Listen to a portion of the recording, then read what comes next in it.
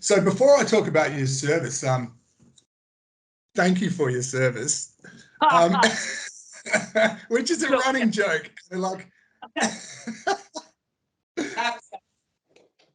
Have a second.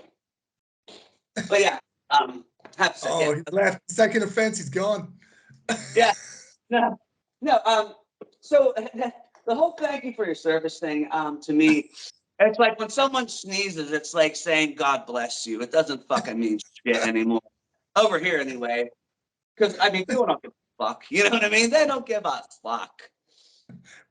So it's been an interesting thing for me because the idea of, obviously you're from a different country, so you're foreign to me, but in some senses, but the idea of military service is really foreign to me. You know, like I've had family members in the distant past who have been involved, but I don't pretend for a second to have any ability to empathize or any real understanding. So it's been cool for me to sort of talk about it, and I feel, fuck, smack me down if this is wrong, but some sense of pride in having the ability to talk to someone about something that's foreign to you, but very, very, very close to them, and not offend them in doing so. You know, I think to me, society at large does not have that ability to speak to service people without offending them. You know. So I can't remember when it became a thing. The phrase "thanks for your service." I think the media put it out there, and I mean,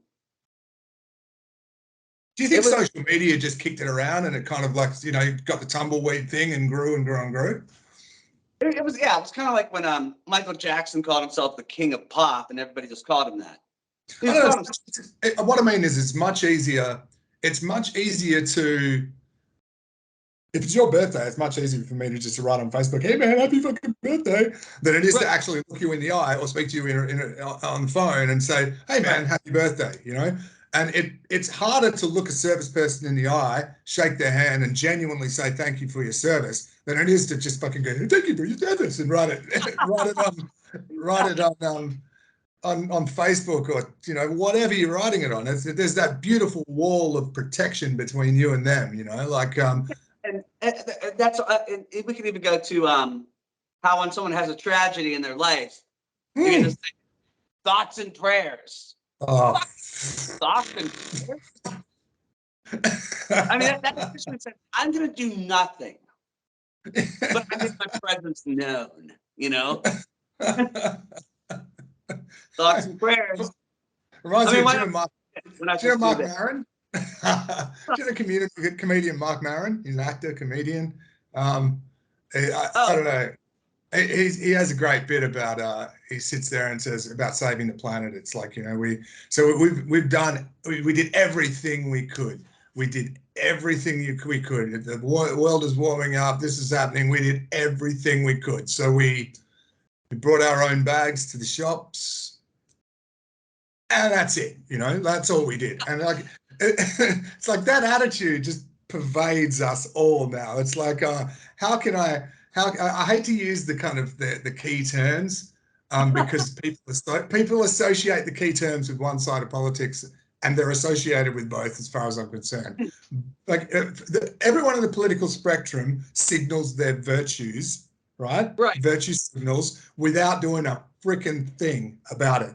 And there's again, this doesn't say, I'm not going to say I'm a big fan and I agree with everything he says, nor am I going to say I disagree with everything he says. But when you have a listen to Jordan Peterson, he does some excellent conversation breaking down the idea of virtue signaling. You know, it's if you see that as morality, it's a pretty weak indicator of morality, because there is no action involved whatsoever. Going back to where we started, thank you for your service over the World Wide Web has zero action involved. There's nothing. You literally just pick up your phone. Fucking autocorrect will finish it for you. You know, you don't even have to write 4 words. Start writing it. Oh, there it is again, because I've said it loads of times and it's meant nothing. So bringing that back to our music, because we could go on about this forever, but this conversation is a bit of an indication to me of how, you know, we have this difference, this key difference, but people, it's not that hard to have a conversation with people and express things without being a twat, you know? So you're a veteran, you're a National Guardsman, and I have some questions for you along those lines. So how does your experience in the military, you know, we talked about modes of writing. How does your experience in the military fuel those different modes of writing? How does it fuel your writing? Does it have an impact? It does. It does. And like I have a constant anxiety of always being late, right? Always being late. I have a constant, and it'll never go away from the military, just being late. So, but yeah, there's nothing I could do for it. So, and that like takes steps into every part of my life, right? Whether it's music, whether it's whatever, but being not on time and getting not something delivered, whether it be music or this or that. Hey, yeah. It just, like I'll stay up all night knowing that I didn't send a certain part to you for a song. You know what I mean? Jeez, I feel terrible now. Yeah, like it grinds. You get that work done, Sergeant. Yeah. So like I'll get up in the middle of the night. I've done that. I've got up in the middle of the night. And I blasted out a few parts, and I think that was the one where I can't remember what song it is, but that's one where you said I didn't know you could scream like that. Which one was that? It was either Lonely Rules or No Medicine Man. I'm thinking Lonely Rules was the first one where you screamed. What is blood? Yeah. That was, which is appropriate because Lonely Rules, to me, touches closest to your military background. Yeah. So like all those pieces weave together. It's that the constant anxiety of being at least a minute late on something, and then like not having your balls in a vice as a result. Right. As the result, yeah. And then it's like